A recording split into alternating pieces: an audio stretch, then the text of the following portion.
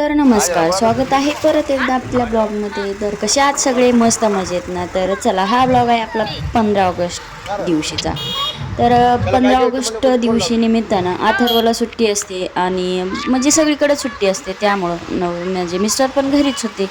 तर म्हटलं चला 15 ऑगस्टला निमित्तानं थोडंसं बाहेर फिरून यावं. म्हणजे बाहेर फिरण्याचं कारण असं असतं की 15 ऑगस्टच्या दिवशी असे सजावट वगैरे केलेली असते, ती पाहून खूप भारी वाटतं. त्याच्यासाठी असं नाही की स्पेशल फिरण्यासाठी वगैरे आम्ही गेलेलो.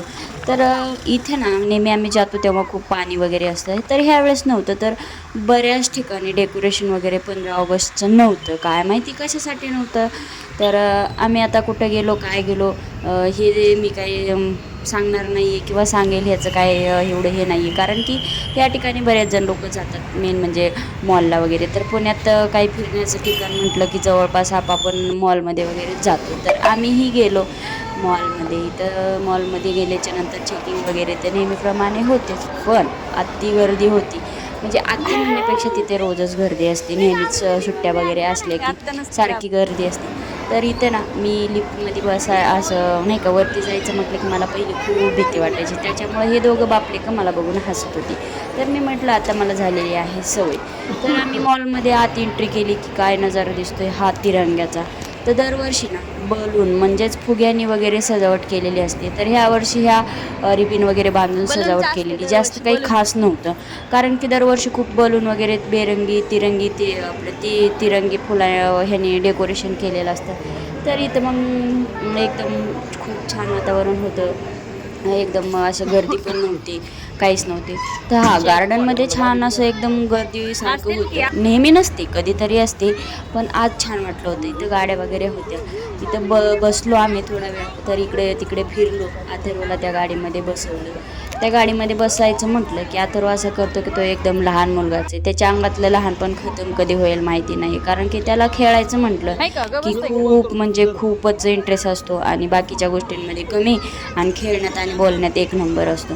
तर ही दोघं इकडं गाडीच्या ह्याच्यामध्ये चाललेली होते, इकडे तिकडे गाडी फिरवायची वगैरे. तर मी म्हटलं चला आपण बघूया जरा शॉपिंगचं. मला काही करायची नव्हती, कारण की मॉलमध्ये घ्यायचं काही विषयच नव्हतं. कारण की आपण जे ही कुर्ती आपल्याला बाहेर 200-250 किंवा 500ला भेटेल तिथे डबलच असते. तर मी इथे इयरिंग्स पण बघितल्या होत्या, त्यांची किंमत तुम्हीला सांगितल्यावर तुम्ही हादरताल. तर इथे त्या डॉल पण होत्या, आजकाल खूप व्हायरल आहेत ह्या डॉल.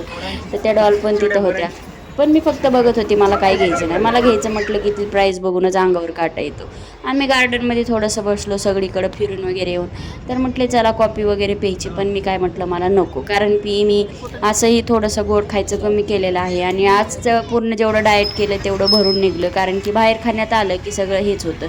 तर चला म्हणलं आता फिरून वगैरे निघलो. तर आता आपल्याला जायचं आहे. आता बाहेर आलं आहे आणि असं होणार आहे की खाल्लं नाही आहे. तर मी तसं खातच नाही आहे शक्यतो. पण कधीतरी म्हटलं ठीक आहे चला आता बाहेर आलं आहे आणि खायचं आहे. म्हणजे खाऊ तर खूप वाटतंय, फक्त नाही का थोडंसं टाळती. पण बाहेर गेल्याच्या नंतर कंट्रोल नाही होते, जेवढं येईल तेवढं खातच असते. तर असो, जे होईल ते होईल. झाली कमी तर झाली, नसतं काय आपल्याला काय कोणाच्या घरचं आणून खायचं आहे, मोठं व्हायचं आहे असं थोडी आहे. तर म्हटलं चला आता आपण चाललोच आहे. तर जेवण पण करून घेऊया, इतर गोष्टी पण नाही का. तर इथं जाताना हे पुण्यातलं एवढं छान वातावरण असतं ना इकडं, म्हणजे नाईटला वगैरे नेहमीच असतं, आजच नाही आहे. खूप भारी वाटतं. त्यासाठी म्हणजे मला हे म्हणतात, म्हणजेच माझे मिस्टर म्हणतात तू रोज गाडीवर जाते म्हणजे नाही का पोराला सोडायला आणायला, काय फिरायचं असते तुला. तर मी म्हणत असते तुम्ही असताय ना तेव्हा खूप मजा असते. म्हणजे आपण काय एकटं कधीही फिरतो. तर चला म्हटलं आता आलो जेवणाच्या ठिकाणी. इथं भरपूर काय होतं, स्टार्टरमध्ये होतं हे ते. मी आज नवीन काहीतरी खाल्लं होतं, म्हणजेच मंचुरियन नेहमीप्रमाणे खातोच, पण मी सोया चाप कधी खाल्लं नव्हतं. तर मी ऑर्डर केलं आणि आम्ही सगळ्यांनी स्टार्टरमध्ये सोया चाप आणि मंचुरियन खाल्लं. तर त्यांनीच काय पोट फुल झालेलं होतं. म्हटलं आता काय खाणार आहे आणि काय खाणार नाही. तर नंतर जे घेतलं होतं जेवायला ते काही शूट घेतलं नाही आहे मी. तर असा आपला ब्लॉग होता, छोटासा मिनी ब्लॉग म्हटलं तरी चालेल. तर कसा वाटला मला कमेंट करून नक्कीच सांगा. तर भेटू लवकरच आपण एक सुंदर छान असा ब्लॉगमध्ये. बाय. सर्वांनी काळजी घ्या आणि चॅनलला सबस्क्राईब करा.